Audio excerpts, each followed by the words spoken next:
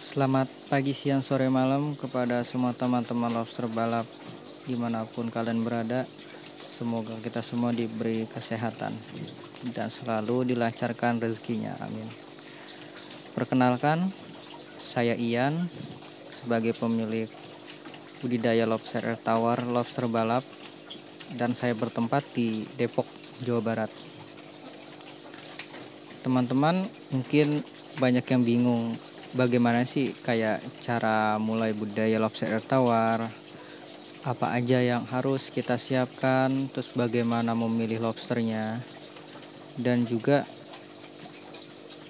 sebelum mulai budidaya kita pastikan dulu ukuran kolam di rumah kita disesuaikan dengan jumlah lobsternya nanti. Nah teman-teman, kali ini saya ingin memberikan tips dan trik untuk melihara lobster air tawar itu gimana sih, susah atau mudah. Sebenarnya nggak terlalu sulit ya kalau misalkan kita sebelumnya sudah pernah pelihara ikan dan kondisi airnya bagus, filtrasinya bagus, dan juga kondisi lobsternya sehat. Nah di sini saya ingin memberikan sebuah informasi untuk teman-teman awal mula budidaya lobster air tawar. Lebih jelasnya sih bagaimana sih cara budidaya air tawar untuk lobster air tawar untuk pemula.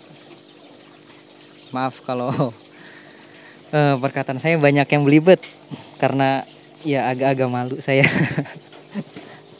Mohon maaf ya. Kita di sini saling sharing, bukan ingin menggurui.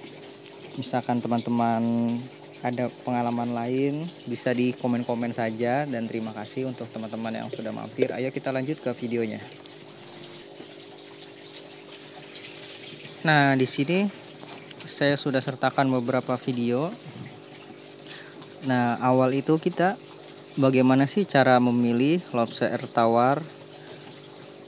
Nah, kita juga harus tahu jantan dan betinanya gimana, ada tanda-tanda lobster sakit atau enggak, kriteria lobster sehat tuh kayak gimana, terus sama perlengkapan apa saja yang harus kita sediakan. Nah, di sini untuk yang pertama pemilihan jenis lobster air tawarnya itu, yang pertama dia enggak lemes, terus juga warna lobsternya ini enggak pucat gitu. Untuk warna lobster yang hitam atau yang hijau atau yang biru sebenarnya itu tergantung bagaimana si pembudidaya ini budidaya medianya.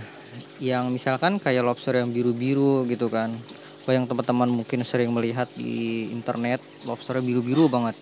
Nah itu biasanya yang budidaya di dalam rumah, kayak minim cahaya matahari gitu. Terus kondisi airnya biasanya selalu bersih biasanya ya. Ralat kalau misalkan ada yang salah. Nah untuk misalkan kayak warna hijau, nah biasanya itu kalau warna hijau rata-rata di kolam-kolam yang semi-semi outdoor. Semi-semi outdoor, jadi nggak tertutup banget, cahaya masih bisa masuk, itu biasanya warna hijau-hijau. Kayak di tempat saya nih, kebanyakan warna hijau. Karena di tempat saya di lobster balap itu semi outdoor. Nah untuk lobster yang hitam-hitam itu biasanya dia full outdoor biasanya ya. Dia langsung kena matahari, terus juga jarang bersihin kolam, sehingga banyak kotoran yang mengendap. Nah itu biasanya si lobsternya hitam-hitam. Atau yang medianya di empang pembesaran, saya juga kan ada pembesaran di empang. Nah itu warnanya biasanya agak-agak kehitaman. Nah gimana sih cara melihat si lobster air tawar ini sehat atau sakit? Nah tadi udah jelasin kan. Untuk yang sehat itu ya bisa dilihat dari cincin perutnya ya. Atasnya itu biasanya dia warna cerah dia. Terus juga ketika dipegang dia gesit, nggak lemes. Nah itu tadi salah satunya, ada yang nggak lemes. Nah itu ketika dipegang nggak lemes, dia berontak, apalagi sampai kena capit. Kalau kena capit itu biasanya dia sehat banget. Mungkin ya untuk kriteria lobster sehat ya gitu ya. Untuk kayak capitnya satu atau nggak ada capitnya sama sekali, sebenarnya capit ini hanya untuk alat pertahanan diri dia aja sih. Untuk reproduksi sebenarnya nggak jadi masalah ada capit atau enggak. Yang penting dia lobsternya sehat ya, dan bisa kawin pasti. bisa tumbuh atau enggak bang? Nah ada yang nanya begitu kan. Nah dia bisa tumbuh lagi, beberapa kali ganti kulit dia baru tumbuh.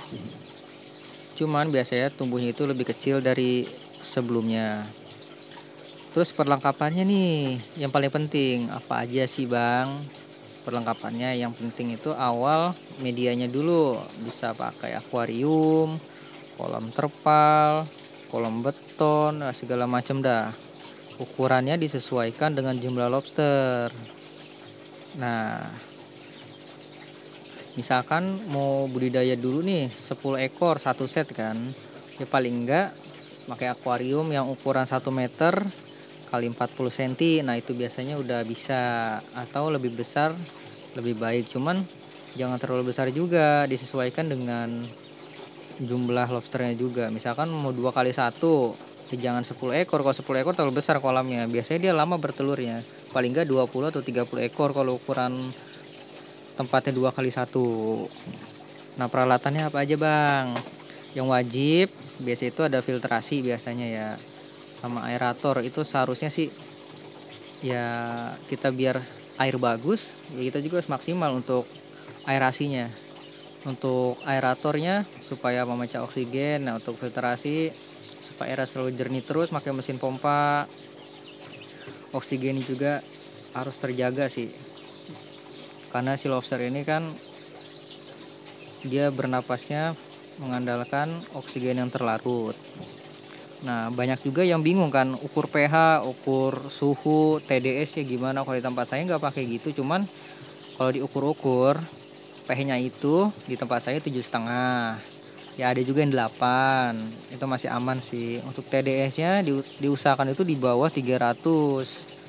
Normalnya ya untuk suhu di 26 derajat sih sebenarnya sudah aman ya. Cuman kalau kita nggak ada patokan gitu sih. Kalau pakai air sumur biasanya aman-aman aja untuk lobster air tawar ya. Cuman biasanya kita endapin dulu. Air pump juga biasanya itu kita endapin dulu. Nah untuk selanjutnya cara memeliharanya gimana sih? Dia kalau di tempat saya yang burayak di bawah umur 1 bulan itu makannya 1 hari 2 kali, di sore dan di malam. Nah untuk induk-indukan pembesaran itu biasanya 1 kali, ya di malam aja sih. Pokoknya sudah lebih lebih 2 bulan usianya biasanya sih 1 kali aja ngasih makannya. Terus untuk bersihin kolamnya kapan? Kalau di tempat saya ya dilihat kondisi airnya aja. Yang penting dia nggak berubah warna dan dan nggak butek juga, itu biasanya nggak saya ganti. Kecuali kayak udah agak butek, biasanya itu saya sifon doang. Atau enggak kan kita ada filtrasi kan. Kalau filtrasi bagus ya bisa 2 bulan sekali kita ganti air, jadi nggak perlu sering-sering. Kecuali pakai aerator aja, nah itu kita harus sering-sering ganti air karena takut amoniaknya itu. Untuk selanjutnya mungkin saya ingin bertanya ke teman-teman, ada yang misalkan ditanyakan bisa langsung di komen atau langsung di WhatsApp aja di 0838 1531 1810. Misalkan ada mau sharing-sharing atau mau berbagi pengalaman, nah bisa di komen-komen. Terus juga nih, tanda-tanda lobster yang sakit gimana sih bang? Biasanya tanda-tandanya itu si lobster ini menyendiri. Cuman ada dua faktor tuh dia menyendiri karena sakit atau menyendiri mau ganti kulit. Nah itu bisa kita bahas di video selanjutnya ya, untuk tanda-tanda lobster sakit, terus juga bagaimana cara penanganannya. Untuk itu kayaknya di video selanjutnya ya deh. Mungkin untuk video kali ini cukup sekian.